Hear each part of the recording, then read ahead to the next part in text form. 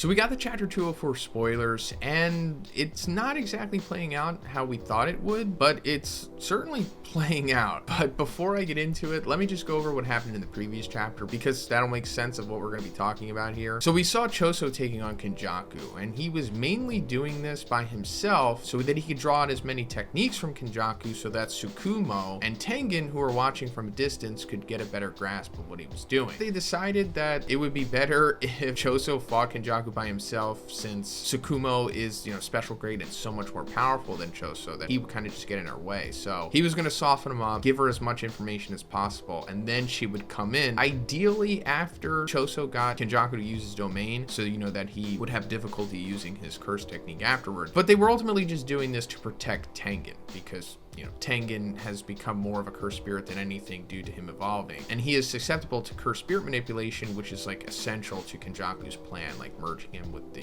citizens of Japan. But Choso was just getting completely destroyed by Kenjaku. And at the end of the chapter, we saw him have this inner monologue as he was down for the count about his brothers, and it remotivated him. And he got back up and he was like, "Younger brothers are the death painting wombs. Lend me your strength." And that's where the chapter ended. And we had a few speculations about what he could be doing here, and none of it kind of happens, or at least not what I thought. I mean, he does something, and that brings us to the beginning of this chapter, where we see an image of Yuji, Eso, and Kechizu pushing Choso with smiles, saying, "Do your best, bro Choso." Choso begins to fight with Kenjaku earnestly. He uses techniques inspired by Esu and Kechizu's technique. And then he says, "Like Eso, like Kechizu, like Yuji, freely, powerfully." He attacks Kenjaku with renewed vigor. So I don't know exactly what his techniques inspired by them are, because Kechizu kind of just spit a large amount of blood thing. That was mainly what he did. But Eso had more of a distinguished ability. He had the king wings thing where, he created wings of blood and he was able to attack you with multiple streams as well. So maybe he's doing something like that. I mean, it says it's inspired, so maybe it's a fusion of the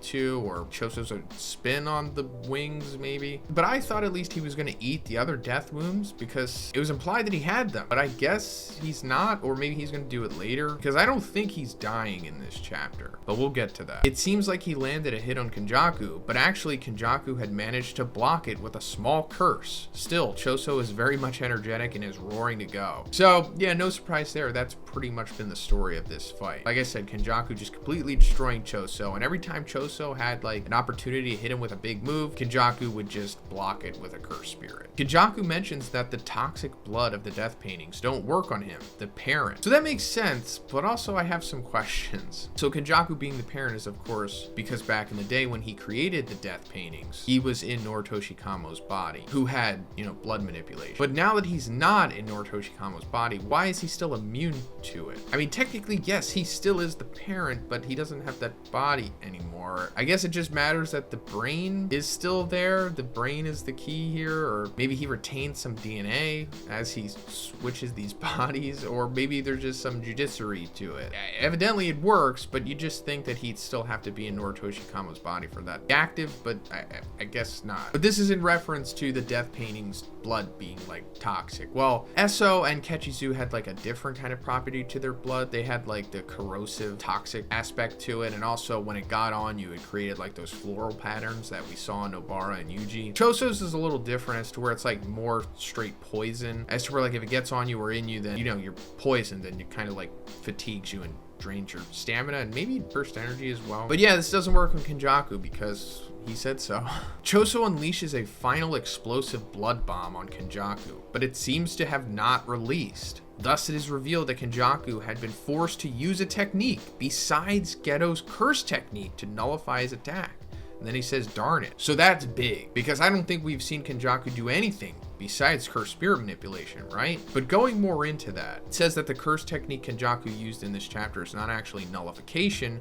It just had the effect of making Choso's blood bomb ineffective, invalid, gone. What his curse technique actually is still a mystery. And that makes me wonder, at least I've assumed that Kenjaku's curse technique has something to do with his brain hopping ability. But maybe that's not it. Maybe the whole him transferring his brain to other bodies is something that he was just able to come up, because he is like a mad scientist after all. So it's understandable that he just somehow figured out how to do that, you know, using jujutsu and whatnot. And maybe it's not his innate technique, but it would just make more sense if it was his innate technique. You know what I mean? But again, maybe it's not, and his innate curse technique is still not revealed yet. I think that would be interesting as well. And again, him nullifying the big final explosive blood bomb maybe is not it. Maybe it's something else that he can just do, because he is from 1,000 years ago. And I feel that the Heian era sorcerers can all use multiple techniques that just aren't their innate ones. So I wouldn't be surprised if he can do the same thing, but it remains to be seen. There's still just so many questions with him, but at least Choso was able to draw this out, because that brings us to the next part where Yuki appears with her Shikigami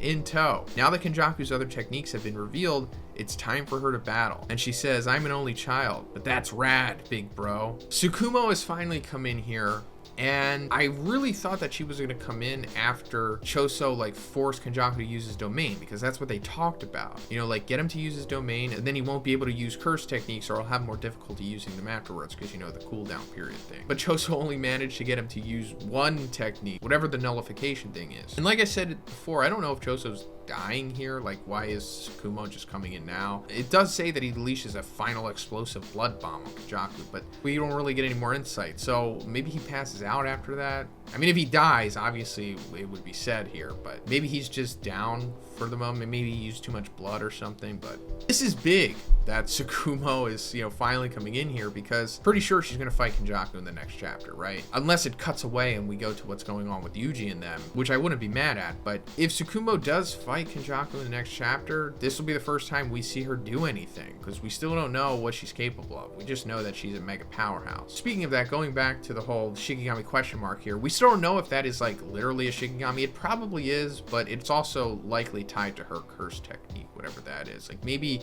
she has something similar going on to like what Akotsu does, like how Rika is a part of his curse technique as well, or at least that's what it said on the page, and her abilities are tied to that thing possibly. But we'll go over one more thing here. So it says the information read as baton that had been grasped through the bonds between brothers, the one to follow it up, special grade sorcerer Yuki Tsukumo. So that's a chapter note apparently. But yeah, Tsukumo versus Kenjaku in the next chapter. Hopefully that's going to be huge. Maybe we'll get more insight into what Kenjaku can do as well. Also, after this chapter, there's going to be a break next week, but at that time I'm going to be releasing my next collab with the Fake Weeb, so look out for that. And also, I'm still of course going to have my review for this chapter on Sunday as well. That's pretty much it for the spoilers, guys. Let me know what you thought about this one in the comments, and if you liked the video, please give it a like, and please subscribe if you haven't already. Have a great day, and I'll see you in the next one.